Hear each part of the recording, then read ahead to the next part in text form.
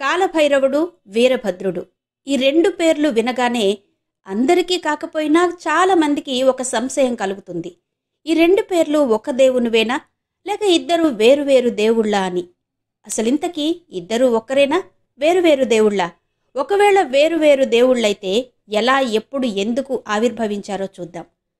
కాలభైరవుడు, వీరభద్రుడు ఇద్దరూ కూడా శివుడి అంశలే, శివుడు నుంచి ఉద్భవించిన వారే. అయితే వారు ఆవిర్భవించిన సమయం, సందర్భం వేరు. ముందుగా కాలభైరవుడి ఆవిర్భావం ఎలా జరిగిందో చూస్తే, ఒకప్పుడు సృష్టికర్త బ్రహ్మకి 5 తలలుండేవట. ఒక సందర్భంలో బ్రహ్మదేవుడు త్రిమూర్తులలో నేనే గొప్ప అని అహంకరించడంతో శివుడికి ఆగ్రహం వచ్చి తన వేలి నుంచి ఒక గోరును తీసి విసిరాడట.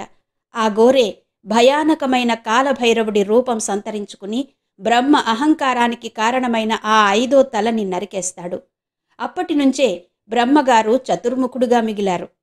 అయితే బ్రహ్మ అహంకారానికి, అజ్ఞానానికి కోపగించుకున్న శివుడు ఆగ్రహంతో భృకుటి ముడివేయగా ఆ నుదుటి నుంచి కాలభైరవుడు ఉద్భవించి బ్రహ్మ తలల్లో ఒక తలను నరికేశాడని మరో కథనం కూడా ఉంది. బ్రహ్మ శిరస్సుని నరకడంతో కాలభైరవునికి బ్రహ్మహత్యా దోషం చుట్టుకుని బ్రహ్మ యొక్క తెగిన శిరస్సు కాలభైరవుని చేతికి అంటుకుని ఉండిపోతుంది. ఎంత ప్రయత్నించినా అది వదలదు. దాంతో తీర్థయాత్రలు చేస్తూ తిరుగుతున్నప్పుడు కాశీకి వెళ్ళగానే అక్కడ బ్రహ్మహత్యా దోషం అతన్ని విడిచిపెట్టిందట. దాంతో శివుడు కాలభైరవుణ్ణి కాశీక్షేత్రానికి కాపలాగా అక్కడే ఉండమని చెప్తాడు.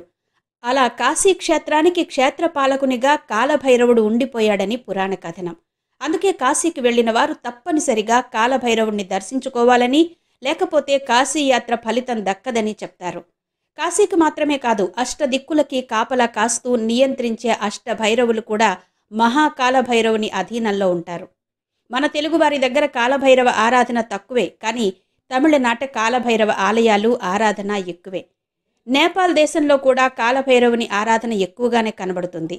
ఇక వీరభద్రుడు కూడా శివుడి అంశతో ఉద్భవించినవాడే.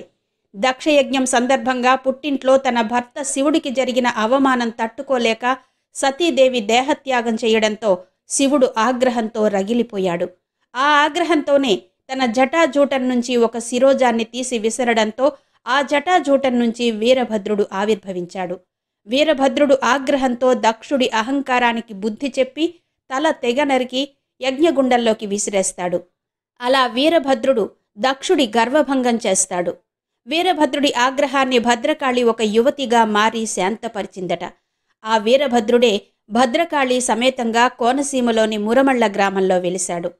ఇది శివుడి అంశగా ఉద్భవించిన కాలభైరవుడు, వీరభద్రుల ఆవిర్భావం వెనక ఉన్నటువంటి కథనం.